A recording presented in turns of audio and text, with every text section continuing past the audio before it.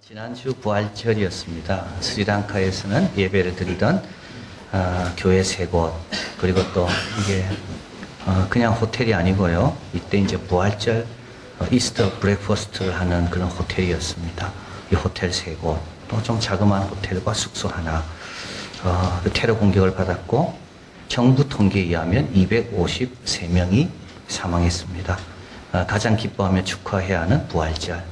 이때 성도들은 사랑하는 이의 죽음을 대해야 했습니다. 부활절 분위기가 가득 차 있던 교회는 한순간 처참한 곳이 되었습니다. 사진 한번 보겠습니다. 지금 장례식 치른 사진이고요. 저기에 이제 십자가들이 저렇게 있습니다. 전문가들은 중동에서 실패한 IS가 이제 동남아로 넘어와 활동하는 첫 시작이라고 보고, 최근 표를 의식해서 더 종교적 극단주의로 치닫는 정치적 상황. 그래서 동남아시아의 소수 종교는 기독교인데요. 이 기독교인들이 앞으로 더 어려워질 거다, 이렇게 내다보고 있습니다. 핍박받는 그리스도인들을 섬기는 바나나스 펀드, 영국에 본부를 두고 있는 이 단체입니다. 이번에 이 테러를 당한 교회 3개 중에 한 교회를 이 바나나스 펀드는 그 전부터 많이 도왔습니다. 그런데 이제 바나나스 펀드가 이번 사태를 보면서 다음과 같은 보도를 했습니다. 세계인의 반응은 3월 뉴질랜드 모스크에서 죽은 50명에 비하면 너무나도 차이가 난다는 겁니다. 뉴질랜드 50명 죽은 그 모스크, 그때 모슬렘과 연대를 보여주기 위해 뉴질랜드 총리는 히잡을 쓰고 온 나라와 세계가 함께 슬퍼했습니다. 그리고 그 나뭇잎 같은 뉴질랜드 나뭇잎에다가 그 50명의 그 기도하는 모습을 다 담아서 그 디자인을 해서 그게 또 많이 이렇게 번져가기도 했습니다. 근데 그 똑같은 시기에 2월 3월에 북나이지리아에서 희생된 300명의 기독교에 대해서 아무도 관심을 갖지 않고 있습니다. 이번 일도 마찬가지입니다. 뉴스를 가만히 보시면요, 크리스찬이라는 말은 거의 안 씁니다. 다 이스트 워시퍼라고 쓰고 있습니다. 그 왜 그러는지 모르겠습니다. 우리 기독교인의 정체성에 대해서 자꾸 숨기려고 합니다. 금요일날 CNN 보도가 있었는데요. 이때 어떤 보도냐 하면, 이제 스리랑카는 모슬렘들도 소수입니다. 그냥 불교가 대다수이기 때문에. 그래서 이 모슬렘 모스크가 또 공격받을 수 있고 교회가 공격받을 수 있기 때문에 일단 모임을 좀 집에서 해라, 이제 이런 공식적인 이제 안내가 나간 겁니다. 그래서 이제 CNN은 이제 그 모스크를 방문해서 이렇게 사람들이 지금 많이 비었다, 이거 보도하고 있습니다. 성도들이 이런 어려움을 당하고 있는 성도들이 어떻게 생활하고 있고 어떻게 신앙으로 이겨내고 있는가, 이런 걸 보도는 절대 안 하더라고요. 그러니까 한 교회는 100명이 죽었고 한 교회는 28명이 죽었거든요. 다른 교회는 잘 모르겠습니다. 근데 그런 교인들이 어떻게 생활하고 있고 그 교회는 지금 뭐가 필요로 하고 있는지 그런 것에 대한 보도는 전혀 없습니다. 근데 제가 가만히 보니까 이게 맞는 거라는 생각이 들었습니다. 우리 예수님은 빌라도에 이게 아무 말도 안 하시거든요. 그래서 예수님을 고소하는 사람들은 말이 많은데 예수님은 가만히 계십니다. 그러니까 빌라도가 기이 여겼다 그랬습니다. 도살장으로 끌려가는 양은 그 입을 열지 않은 것처럼, 우리 예수 믿는 사람들은 원래 이렇게 고난을 당하는 거구나, 억울하고 정부가 왜 이랬냐, 이런 게 아니라 그냥 주님이 주신 십자가를 그냥 묵묵히 주님께 맡기고 그냥 그 길을 가는 게 그게 성도의 삶이구나. 테러범들이 모르는 게 있습니다. 약한 것들이 죽을 때 강한 것으로 다시 산다는 겁니다.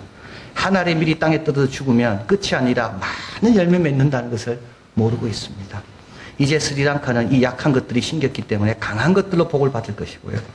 우리 성도들은 부활 신앙과 복음에 더 분명한 확신을 가질 겁니다.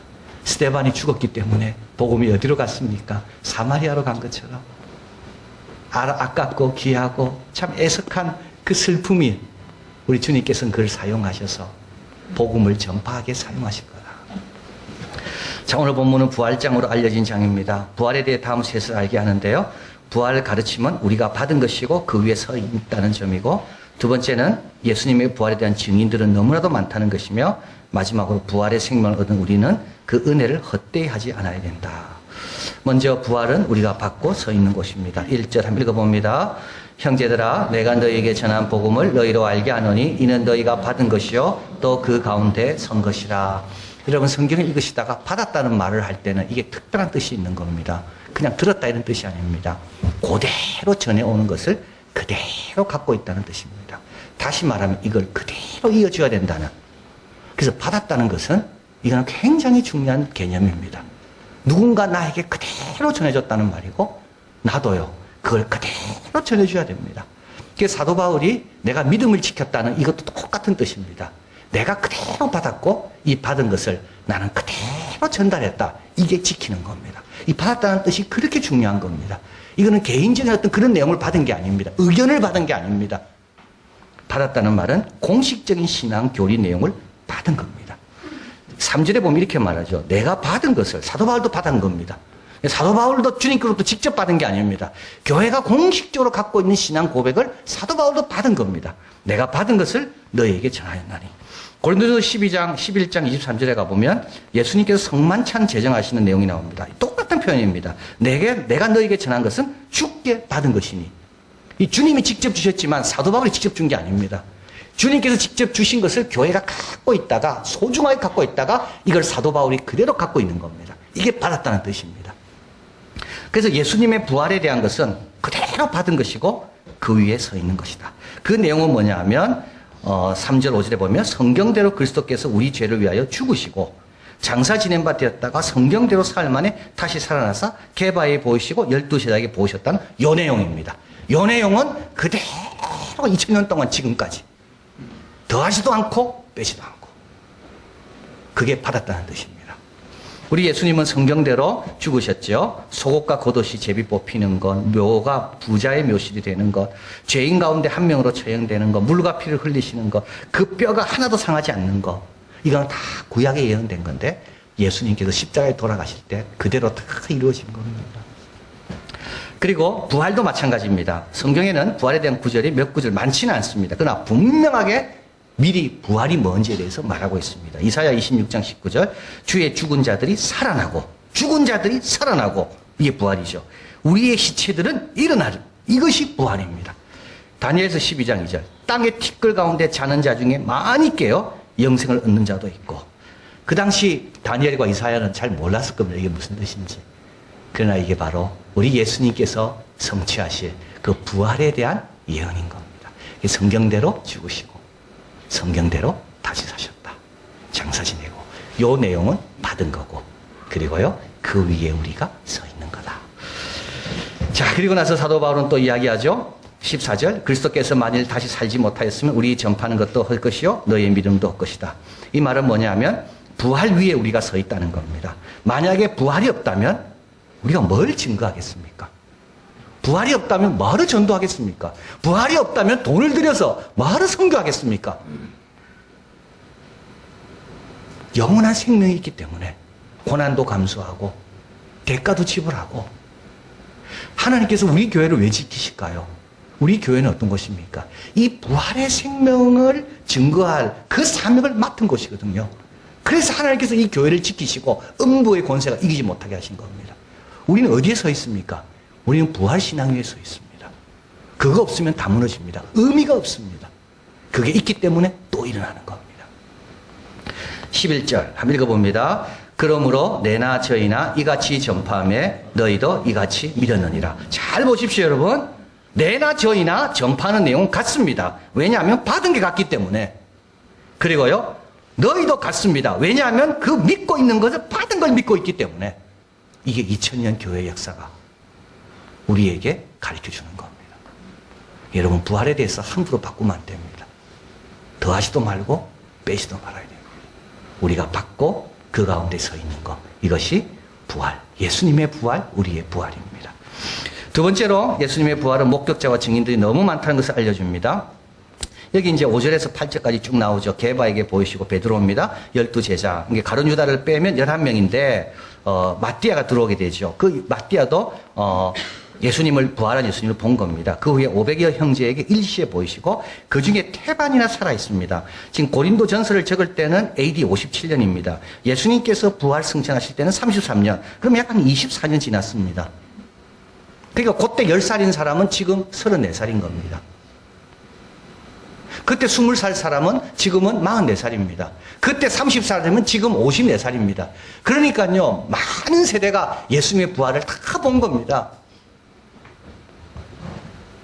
사도 바울은 아그리빠 왕에게 그 신문을 받을 때 이렇게 말합니다. 아그리빠 왕이요, 당신이 모른다는 게 이해가 안 됩니다. 당신 따를 겁니다. 왜냐 이라면 예수님의 십자가와 부활은 모두에게 알려진 거기 때문에, 한 구석에서 된 것이 아니기 때문에. 예수님의 부활의 증인은 너무나도 많습니다. 그리고 여기 보니까 야고보가 나오죠. 야고보는 예수님의 동생입니다. 예수님의 가족들이 예수님의 부활을 보고 예수님을 더 이상 형이라고 부르지 않습니다. 주라고 부릅니다. 여기 보면 모든 사도가 나옵니다. 이 사도는 누구를 가리키냐? 앞에 있는 12사도, 제자들이 아니고요. 여기 사도는 바나바와 같은 사도입니다. 그래서 이제 고린도 로마 교회를 세운 안드로고니와 유니아 같은 사람. 그래서 이런 사람들도 로마 교회를 세우면서 핍박을 많이 받았고, 사도 바울은 이들에게 인사를 전하라 하면서 그들은 유명한 자라는 말을 하게 됩니다. 그래서 이런 사람들도 다 사도. 그래서 이들도 다 주님을 만났다는 겁니다. 그리고 사도 바울은 만삭되지 못한 자기 같은 자에게도 보이셨다고 말합니다. 이 만삭이라는 것은 온전히 차서 건강하게 태어난 아이여야 되는데, 그러지 못한 그런 아이라고 생각할 수 있지만, 실제로 이거는 사산아를 뜻하는 겁니다. 그러니까 아기를 낳았는데 죽어 있는 겁니다. 너무 슬프고 너무 괴롭고 너무 안타까운 모습을 갖고 있는 아기. 근데 사도 바울이 자기가 그렇다는 거죠. 이런 나에게도 주님이, 부활한 주님이 만나주셨다는 겁니다. 여러분과 저입니다, 이게. 이런 우리들에게 주님께서 부활의 생명을 주셨다는 겁니다. 이래서 우리는 죽어도 산다는 겁니다. 사도 바울은 그걸 지금 이야기하고 있는 거죠. 사도행전 5장 30절 읽어봅니다. 우리는 이 일의 증인이요 하나님이 자기를 순종하는 사람들이 주신 성령도 그러하니라 하더라. 여러분, 세상 증인은 죽으면 안 나타납니다. 끝입니다. 그러나 예수님의 증인들은요, 계속 나타납니다. 주님을 오늘도 만나고 있기 때문에 그렇습니다. 자, 그러면 이렇게 부활의 생명을 얻은 자는 어떻게 살아야 될까요? 이제 세 번째입니다. 부활과 관련된 교훈. 은혜를 헛되이 하지 않기 위해서 주의 일에 수고해라. 9절. 나는 사도 중에 지극히 작은 자라 내 하나님 교회를 핍박하였으므로 사도라 칭함받기를 감당치 못할 자로라. 10절 읽어봅니다. 그러나 나의 나 된 것은 하나님의 은혜로 된 것이니 내게 주신 그의 은혜가 헛되지 아니하여 내가 모든 사도보다 더 많이 수고하였으니 내가 아니요 오직 나와 함께 하신 하나님의 은혜로다. 그래서 사도 바울은 알았습니다. 자기같이 핍박자였고 주님을 대적하던 자를 이 만나주신 그 부활의 생명을 허락하신 그 은혜. 그래서 사도 바울은요, 남보다 더 수고한 겁니다. 그런데 수고해서 어땠다고 말합니까? 이게 은혜였다고 고백하는 거. 여러분, 속지 마시길 바라요. 편하게 사는 게 은혜가 아닙니다. 아무것도 안 하고 내 먹고 싶은 대로 다 먹고 내 하고 싶은 대로 다 하고, 그게 은혜가 아닙니다. 왜 아닌가 하십니까?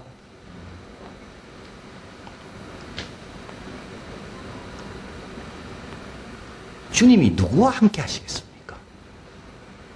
어떤 사람이 주님을 제일 열심히 찾겠습니까? 감당하기 어려운 힘을, 사명을 맡은 사람. 내 힘으로는 할 수 없는 일을 해야만 되는 사람. 여러분, 그런 사람이 주님을 구합니다. 그래서요, 주님을 만나고 그 만난 주님의 은혜가 내가 진 십자가보다 수십 배나 귀한 거거든요. 그래서 은혜인 겁니다. 여러분, 마음대로 먹고 자고 쉬다가 주님 품에 주님 나라 갔어요. 그러면 여러분 감사할까요? 아닙니다. 죄송할 겁니다. 나는 아무것도 하다가 내 먹을 것만 생각하고 내 입을 것만 생각하다 왔네요. 주님 너무 죄송합니다. 우리 하나님께서요, 우리 인생을 어떻게 하는 게 제일 좋은 삶이고 보람 있는 삶인지를 아셔서 우리에게 뭘 주실까요? 십자가를 주시는 겁니다. 여러분, 세상 살기 어렵습니다. 근데 그것만 갖고 안 됩니다. 그거는 예수 안 믿는 사람도 그 정도 수고는 합니다. 우리 예수 믿는 사람은요, 그것보다 좀 더 해야 됩니다.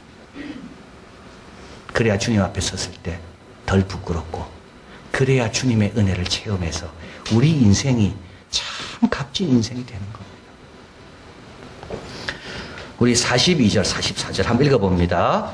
죽은 자의 부활도 이와 같으니 썩을 것으로 심고 썩지 아니할 것으로 다시 살며 욕된 것으로 심고 영광스러운 것으로 다시 살며 약한 것으로 심고 강한 것으로 다시 살며 육의 몸으로 심고 신령한 몸으로 다시 사나니 육의 몸이 있은즉 또한 신령한 몸이 있느니라. 잘 보십시오, 여러분. 우리가 갖고 있는 건 썩을 것밖에 없습니다. 근데요, 이 썩을 것을 제대로 사용하는 방법은 그걸 심으면 됩니다. 그러면 썩지 아니할 것으로 다시 삽니다.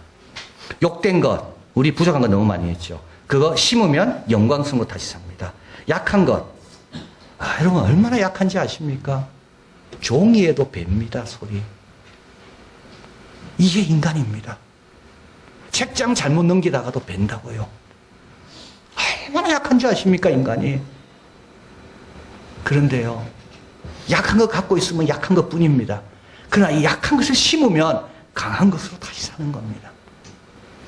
육의 몸으로 심고 신령한 몸으로 다시 살고. 주님께서 주신 건요, 심으라고 주신 거지 그거 붙들고 살라고 주신 게 아닙니다. 이걸 심으면 뭐로 다시 산다고요? 영원한 것으로 다시 사는 겁니다. 마지막 사진 하나 더 보겠습니다. 이 스리랑카 테러 공격받은 세 교회 중에 하나인 바티칼로라에 있는 시온교회 어린이들입니다. 여러분, 이 스리랑카는 가난하잖아요. 그래서 부활절 이날은 특별한 행사이기 때문에 아마 제일 좋은 옷을 집에서 입혀줬을 겁니다. 그래서 제일 좋은 옷을 입고 이날 지난주에 교회에 온 겁니다. 그리고 이제 이날 율동하고 찬양할 때 선생님이 질문을 했습니다. 오늘 부활절인데 여러분 가운데 예수님을 위해 죽을 수 있는 사람 손 들으라고. 이때 아이들은 다 손을 들었다 그래요. 그리고 나서 이 행사가 끝나고 예배가 끝나고 어린이 예배가 얘들은 교회 마당으로 나간 겁니다. 이 아이들입니다. 이 아이들. 그리고 어른 예배가 시작됐습니다. 이때 테러가 자살 폭탄을 터뜨렸습니다. 이 중에 12명이 주님 품으로 갔습니다. 이들은 약한 것을 심었습니다. 그러나 강한 것으로 다시 살 겁니다. 이들은 육의 것을 심었습니다. 그러나 신령한 것으로 다시 살 겁니다. 그리고요, 더 큰 확신이 있습니다. 뭘까요?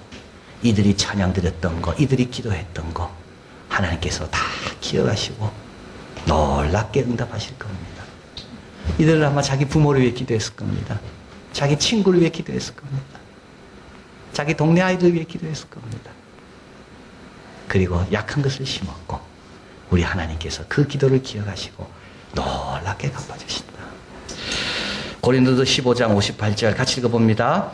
그러므로 내 사랑하는 형제들아, 경고하며 흔들리지 말며 항상 주의 일에 더욱 힘쓰는 자들이 되라. 이는 너희 수고가 주 안에서 헛되지 않은 줄을 알미니라. 주의 일에 힘써라. 주의 일에 힘써라. 이는 너희 수고가 주 안에서 헛되지 않는다. 우리 같은 자에게 부활을 알려주시고 믿게 하시며 그 가운데 서게 하신 하나님, 여러분 그 은혜를 늘 기억하고 받은 그대로 전하고 그리고 주의 일에 더 힘쓰는 자들이 되기를 바랍니다.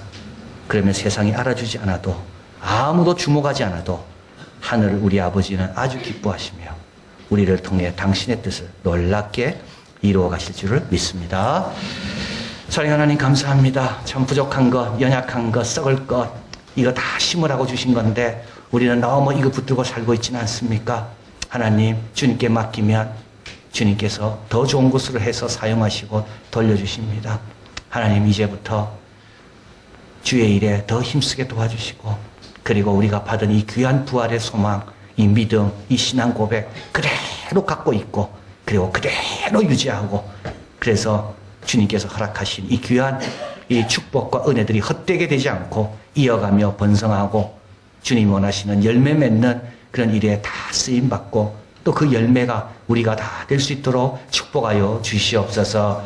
예수 그리스도 이름으로 기도하옵나이다. 아멘.